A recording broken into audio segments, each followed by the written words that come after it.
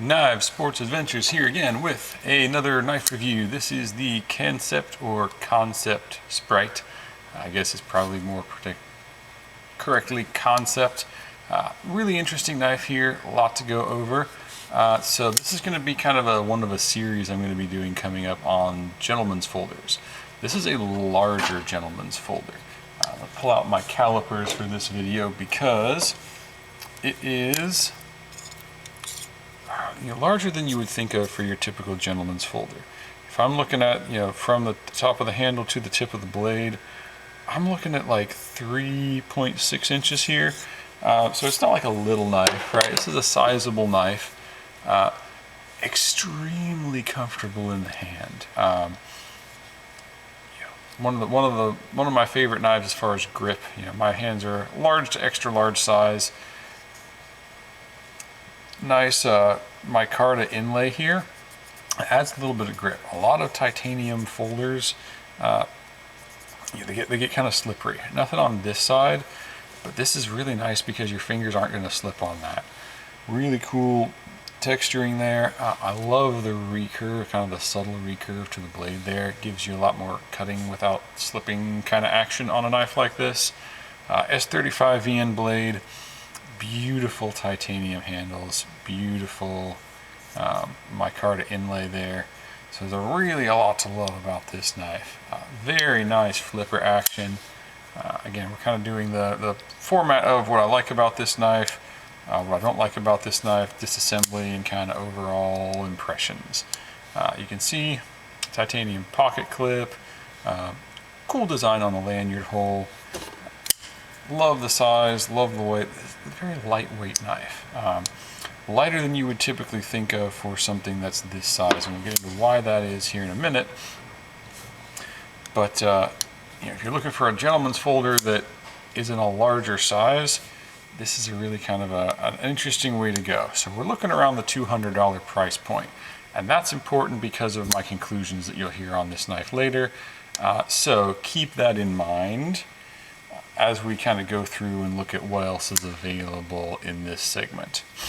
So, like the recess on the frame lock there, easy to unlock, easy to lock, nice firm lockup, nice amount of material left on the frame there, so it should be pretty sturdy, decently thick blade. So what I like about this knife is the feel.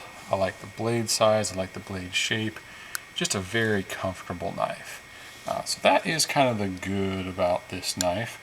What don't I like about this knife? Okay, and this is where this video is going to get a little controversial, but I'm sticking to what I say here because given that this is a knife in the $200 price point range, there's a lot about this knife that should be better but isn't. So I handed this knife to my wife. She's kind of my assistant tester here, very good at it. And the first thing she said, she grabbed this knife and she said, those inlays are uneven. And she is correct. You may not be able to see very well in the video here, but this inlay is recessed a little bit into the titanium. This inlay is like perfectly even with the titanium, and this one actually sticks up out of the titanium a little bit this way. So you got 3 different inlays, 3 different levels, and I kind of expect a little bit better from that at this price point. Given we got stuff like, the Kaiser clutch, which has nice carbon fiber inlays that are very even and don't bother your hand when you go over them, and it's cheaper, right? So like, $200 knife, you really shouldn't have to deal with that. Another thing I'm not so sure about on this knife is the flipper. I love the size, I like the angle, but man, is it smooth, right? As large as that flipper is, I still find my finger sliding off of it pretty easily. You can see I can flick that pretty hard without it going open. Not bad. Like if you concentrate on it, it's fine, but it's easier to miss than a gigantic flipper like that should be. The other thing, and this is where it really gets ugly with this knife, is the pocket clip, right? This pocket clip is sharp, right? It falls halfway across where the frame lock goes in on that depression there, so it's right on a sharp edge, destroys your pants. It's way tight, And if you look at the way it's ramped there, it's actually ramped steeper on this side than it is on this side. So it's almost impossible to put this into your pants with one hand. Like, this is a two-handed job to get this thing into your pocket, but then it slides out of your pocket really easy. So it's like the exact opposite of what you want with a pocket clip. It's terrible, right? It's almost uncarryable. Like, I don't even know if I'd carry this knife if I kept it. And given what else is available at this kind of price point, you shouldn't have to deal with that on a $200 knife. So this is a Kaiser that I'm going to be reviewing soon. Cheaper, better ramps, rounded in both direction, titanium pocket clip with some texturing, doesn't fall halfway across the frame lock. Like, that's wonderful. You know, this is another knife at $200 that I'm going to be reviewing soon. Actually a ceramic ball bearing in the pocket clip. Very smooth, holds very well, no problems, excellent stuff. Again, back to the Kaiser clutch. Doesn't have the ramping on either side, but it's beveled correctly this way, this way and this way, even if it's flat on the bottom. Slides in to your pants easily, holds firmly, no problems. Like, you shouldn't have to deal with this kind of thing on a $200 knife, especially when there is cheaper stuff out there that does it better. So between the pocket clip, the inlays, between those two things, I really can't say this is a great knife for 200 bucks.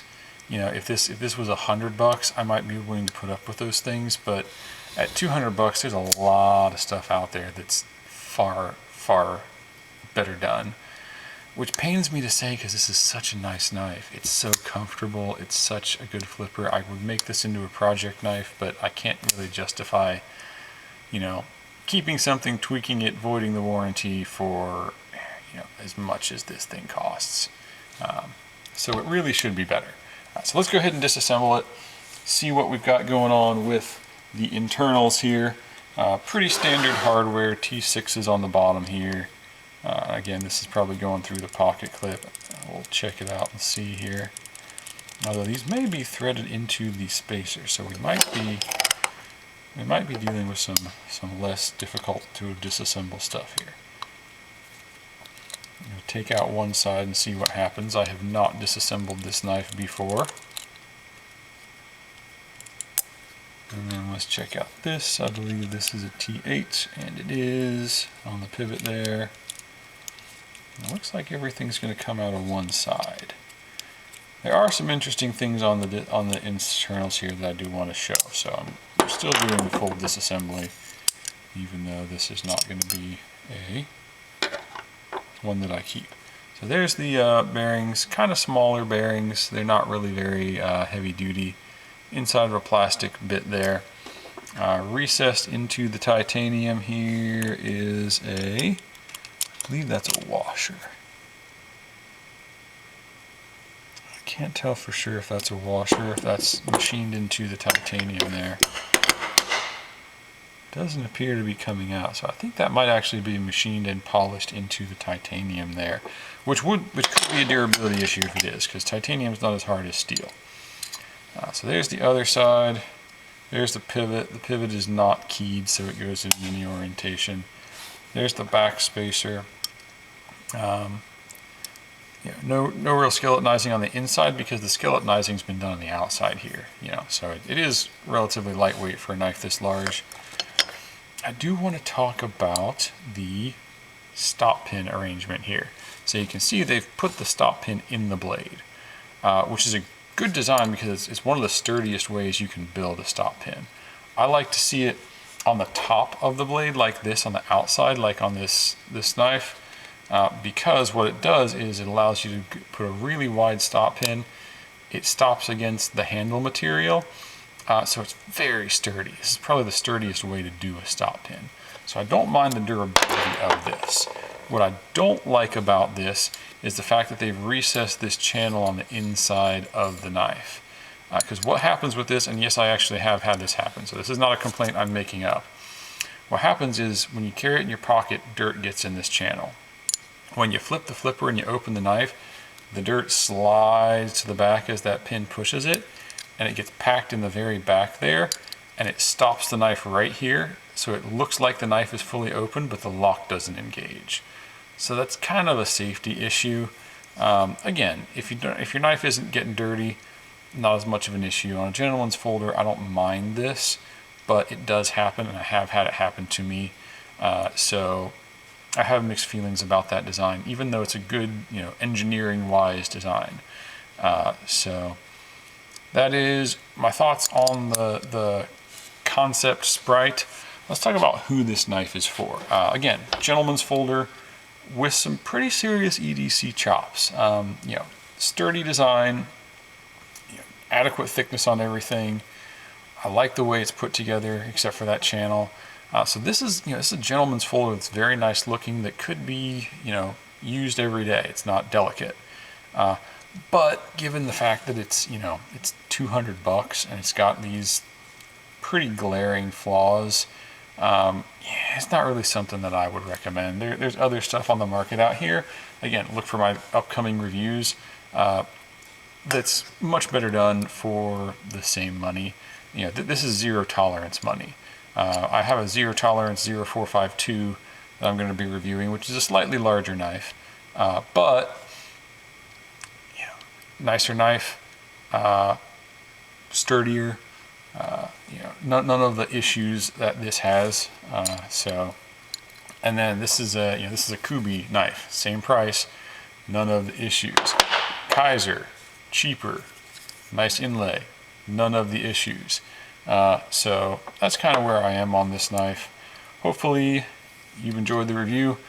Like, subscribe, please leave a comment below, and keep adventuring.